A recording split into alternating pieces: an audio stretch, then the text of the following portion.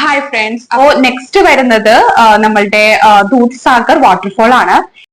ഇത് ഇന്ത്യയിൽ തന്നെ one of the best waterfall ആണ്.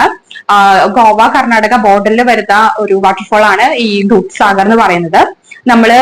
നിങ്ങൾ ഗോവയിലേക്ക് ട്രെയിനിലൊക്കെ വന്നിട്ടുള്ള ഒരു മിക്കവർക്കും കണ്ടു പരിചയമുള്ള ഒരു വെള്ളച്ചാട്ടം ആവാനാണ് പതിവ്. കാരണം എന്ന് വെച്ചിട്ടുണ്ടെങ്കിൽ ഈ വെള്ളച്ചാട്ടം നമ്മള് ഗോവയിലേക്ക് വരുമ്പോൾ, കേരളത്തിന് ഗോവയിലേക്ക് വരുമ്പോൾ നമ്മളുടെ ഓൺ ദ വേയിൽ നമ്മൾ കാണുന്നുണ്ട്.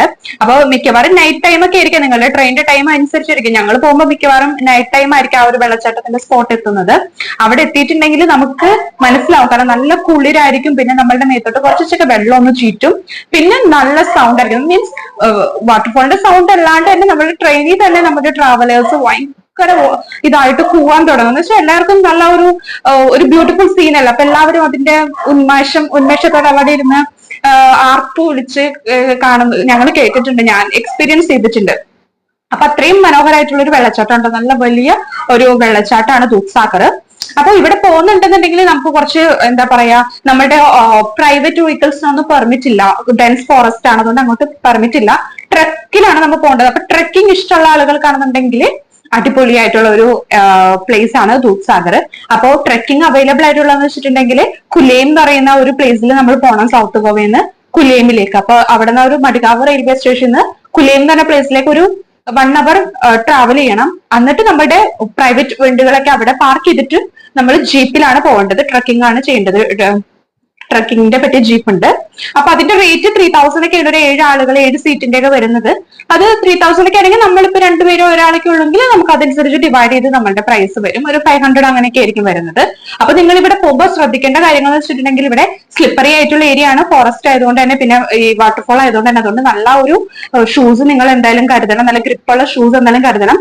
പിന്നെ എന്താ നെറ്റ്വർക്ക് കുറവായിരിക്കും ഫോറസ്റ്റ് ഏരിയ ആയതുകൊണ്ട് തന്നെ. നിങ്ങൾ എന്തായാലും ഓഫ്ലൈൻ മാപ്സ് ഒക്കെ നിങ്ങൾ ഡൗൺലോഡ് ചെയ്യുക. പിന്നെ മങ്കീസിന്റെ, കുരങ്ങന്മാരുടെ ഒക്കെ ശല്യങ്ങൾ കൂടുതലാണ്. അതുകൊണ്ട് നിങ്ങളുടെ പേഴ്സണൽ തിങ്സ് എടുത്തുകൊണ്ട് പോകാനുള്ള ചാൻസ് കൂടുതലായതുകൊണ്ട് അതൊക്കെ ഒന്ന് കെയർഫുൾ ആയിട്ട് വെക്കണം. പിന്നെ ലൈഫ് ജാക്കറ്റ് എന്തായാലും ഇടണം, അവർ തരും എന്തായാലും. അപ്പൊ നിങ്ങൾ ലൈഫ് ജാക്കറ്റ് ഇടാണ്ട് ഇറങ്ങരുത്, കാരണം നല്ല ഡെൻസ് ആയിട്ടുള്ള പൂളാണ്. അതുകൊണ്ട് തന്നെ നിങ്ങൾ എന്തായാലും ലൈഫ് ജാക്കറ്റ് ഇട്ടിട്ട് വേണം അവിടെ ഇറങ്ങി കളിക്കാനും കുളിക്കാനൊക്കെ ആയിട്ട്.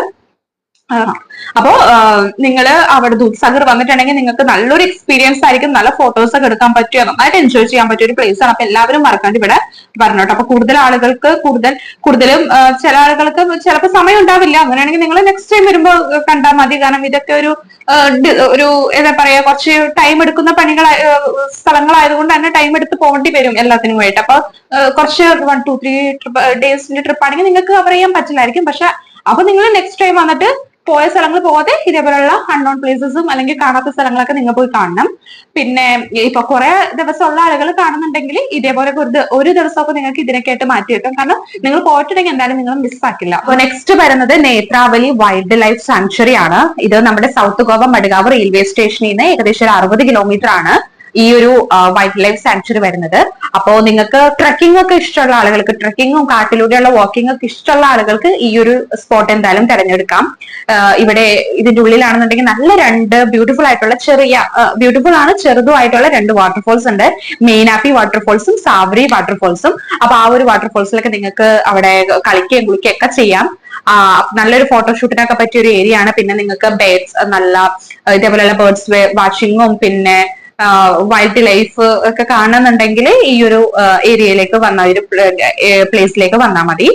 അപ്പോ അതിന്റെ ലൊക്കേഷനും അങ്ങനെയുള്ള കാര്യങ്ങളൊക്കെ ഞാൻ ഇവിടെ ഡിസ്ക്രിപ്ഷനിൽ കൊടുക്കാം, അല്ലെങ്കിൽ നിങ്ങൾക്ക് ഗൂഗിളിൽ സെർച്ച് ചെയ്തിട്ടുണ്ടെങ്കിൽ ഈസിലി കിട്ടും. പിന്നെ ഇവിടെയും ശ്രദ്ധിക്കേണ്ട കാര്യം, ഡെൻസ് ഫോറസ്റ്റ് ആണ്. ഫോറസ്റ്റ് ആയതുകൊണ്ട് തന്നെ നമ്മളുടെ ഓൺലൈൻ മാപ്സ് ഒന്നും വർക്കാവില്ല, നെറ്റ്വർക്ക് കുറവായിരിക്കും. അതുകൊണ്ട് തന്നെ നിങ്ങൾ എന്തായാലും ഓഫ്ലൈൻ മാപ്പ് ഡൗൺലോഡ് ചെയ്തിട്ടുണ്ടാവണം. പിന്നെ ഇവിടെയും കൺട്രോൾ ഉണ്ട്, ഫോറസ്റ്റിന്റെ കീഴിലായതുകൊണ്ട് തന്നെ, ഡിപ്പാർട്ട്മെന്റിന്റെ കീഴിലായതുകൊണ്ട് തന്നെ നമുക്ക് പ്ലാസ്റ്റിക്കോ അങ്ങനെയുള്ള സംഭവങ്ങളൊക്കെ ഒന്നും അകത്തേക്ക് കേട്ടില്ല.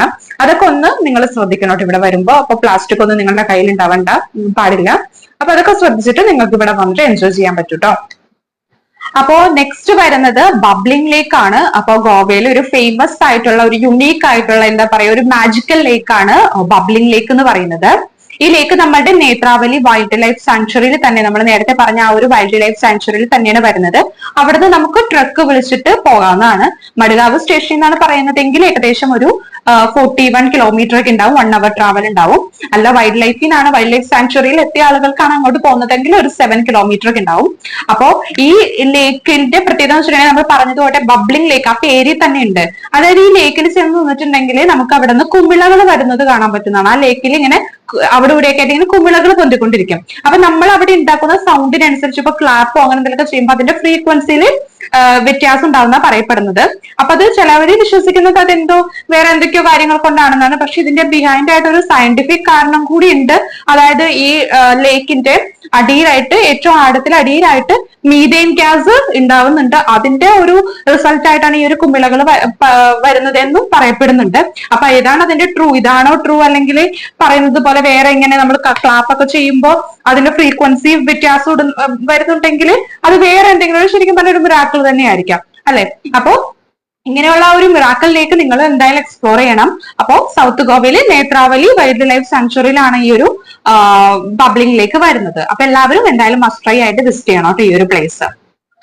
അപ്പോ നെക്സ്റ്റ് വരുന്നത് ബട്ടർഫ്ലൈ ബീച്ച് ആണ്. ബട്ടർഫ്ലൈ ബീച്ച് നമ്മളുടെ മഡ്ഗാവ് റെയിൽവേ സ്റ്റേഷനിൽ ഏകദേശം ഒരു 45 to 1 hour ഡിസ്റ്റൻസ് ഉണ്ട്. പലോലിം ബീച്ചിന്റെ അടുത്തായിട്ടാണ് വരുന്നത്. അപ്പൊ ബട്ടർഫ്ലൈ ബീച്ചിലേക്ക് നമ്മൾ എത്താന്നുണ്ടെന്നുണ്ടെങ്കിൽ അതിൽ കൂടി 2 മാർഗമാണ് ഉള്ളത്. ഒന്ന് നമുക്ക് പലോലിം ബീച്ചോ അഗോണ്ട ബീച്ച് അവിടെ നിന്നൊക്കെ നമുക്ക് ബോട്ട് സർവീസ് ഉണ്ട്. അപ്പൊ ബോട്ടില് അവർ പറയുന്ന റേറ്റിൽ ഒരു 2000 3000 ഒക്കെ ആയിരിക്കാം. അല്ലെങ്കിൽ നമ്മൾ ആളുകൾ അനുസരിച്ച് ഡിവൈഡ് ചെയ്തിട്ടായിരിക്കും പ്രൈസ് വരുന്നത്. അവിടെ നിന്ന് ബീച്ച് ബോട്ട് കയറിയിട്ട് നമുക്ക് ഈ ഒരു ബീച്ചിലേക്ക് അവർ കൊണ്ടേ കാണിക്കും. ഹണിമൂൺ ബീച്ച്, ബട്ടർഫ്ലൈ ബീച്ച് അവർ കൊണ്ടേ കാണിക്കും. അപ്പം അങ്ങനെ നമുക്ക് ബോട്ട് വഴി നമുക്ക് ഈ ഒരു ബട്ടർഫ്ലൈ ബീച്ചിലേക്ക് നമുക്ക് എത്താം. അല്ലാന്നുണ്ടെങ്കിൽ നമ്മൾ ഗൂഗിൾ മാപ്പിലിട്ട് നമ്മുടെ ലൊക്കേഷൻ ഇട്ട് നമുക്ക് അവിടെ മിക്കതും നല്ലതും നമ്മൾ ബൈക്ക് എടുക്കുന്നതാണ്. ബൈക്കിൽ പോയിട്ട് അവിടെ ഒരു പ്ലേസിൽ വെച്ചിട്ട് കുറച്ച് നടക്കാനുണ്ട്. ഒരു 3 kilometer 2-3 kilometers നടക്കാനുണ്ട്. നടന്നിട്ടുണ്ടെങ്കിലായിരിക്കും നമ്മൾ അത് അങ്ങോട്ട് എത്താം, ബട്ടർഫ്ലൈ ബീച്ച്. അപ്പൊ ഒരു അൺസ്പോയിൽഡ് ആയിട്ടുള്ള ഒരു ഹിഡൻ ജെമ്മാണ് നമ്മളുടെ ഈ ബട്ടർഫ്ലൈ ബീച്ച് വരുന്നത്. ആ ഒരു പേര് വരാൻ കാരണം എന്ന് വെച്ചിട്ടുണ്ടെങ്കിൽ ഈ ഒരു ഏരിയയിൽ ആ ഒരു ബീച്ചിന്റെ സറൗണ്ടിങ് ആയിട്ട് നിറച്ച് ബട്ടർഫ്ലൈസ് ഇങ്ങനെ പാറിപ്പറന്ന് നടക്കുന്നുണ്ട്. അതുകൊണ്ടാണ് ആ ഒരു ബീച്ചിന് ബട്ടർഫ്ലൈ ബീച്ച് എന്ന് പേര് വന്നത്. അപ്പൊ നിങ്ങൾ എന്തായാലും ഗോവ വരുന്ന ആളുകൾ സൗത്ത് ഗോവയിൽ ഈ ഒരു ബീച്ച് എന്തായാലും മസ്റ്റ് വിസിറ്റ് ആണ്, എന്തായാലും ട്രൈ ആകണം കേട്ടോ. അപ്പോ last but not the least നമ്മളുടെ 10th പൊസിഷനിൽ വരുന്നത് അഗോണ്ട ബീച്ച് ആണ്. അഗോണ്ട ബീച്ച് പറയുകയാണെന്നുണ്ടെങ്കിൽ ഞാൻ നിങ്ങൾക്ക് ലോങ് വീഡിയോ ഇതിന് മുന്നിട്ടിട്ടുണ്ട്. ഒരു വളരെയധികം പീസ്ഫുൾ ആയിട്ടുള്ള ഒരു ഏരിയ ആണ് അഗോണ്ട ബീച്ച്. ഞാൻ ആ വീഡിയോയിൽ പറഞ്ഞിട്ടുണ്ടായിരുന്നു. അവിടെ പോയതിനു ശേഷം എനിക്ക് അവിടെ തിരിച്ചു വരാൻ താല്പര്യം ഉണ്ടായിരുന്നില്ല. അത്രയ്ക്ക് ഭംഗിയായിരുന്നു. ഞങ്ങൾ പോയത് ഒരു ഈവനിങ് ടൈം ആയിരുന്നു. ആ ഒരു സൺസെറ്റ് ഒക്കെ കണ്ട ആ ഒരു പാറപ്പുറത്തൊക്കെ വേണ്ടി ഇരിക്കാന്ന് വെച്ചിട്ടുണ്ടെങ്കിൽ എന്തായാലും നിങ്ങൾ പോകുമ്പോൾ എന്തായാലും ആ ഒരു സൺസെറ്റ് ടൈം തന്നെ തിരഞ്ഞെടുക്കാം, ഈവനിങ് ടൈം. എന്തായാലും പോയി കാണണം കേട്ടോ. നല്ലൊരു ഏരിയ ആണ്. അധികം ഭയങ്കരമായിട്ട് ക്രൗഡ് ഒന്നുമില്ല. കുറച്ച് ഫോറിനേഴ്സ് ഉണ്ടാവും അവിടെ. അഗോണ്ട ബീച്ച് എല്ലാവരും പോയി കാണണം. ഒരു മസ്റ്റ് ട്രൈ ആണ് ആ ഒരു പ്ലേസ് എന്ന് പറയുന്നത്. അപ്പോൾ ഇത്രയൊക്കെ ഉള്ളൂ ഇന്നത്തെ വീഡിയോ. എന്റെ വീഡിയോ എല്ലാവർക്കും ഇഷ്ടപ്പെട്ടു എന്ന് വിചാരിക്കുന്നു. എല്ലാവർക്കും കുറച്ച് യൂസ്ഫുൾ ആയിരിക്കുന്നു എന്ന് വിചാരിക്കുന്നു. അപ്പോൾ ഞാൻ പറഞ്ഞതുപോലെ എല്ലാവരും വീഡിയോസ് ലൈക്കും കമന്റും ഷെയർ ഒക്കെ ചെയ്യണം കേട്ടോ. Okay, by.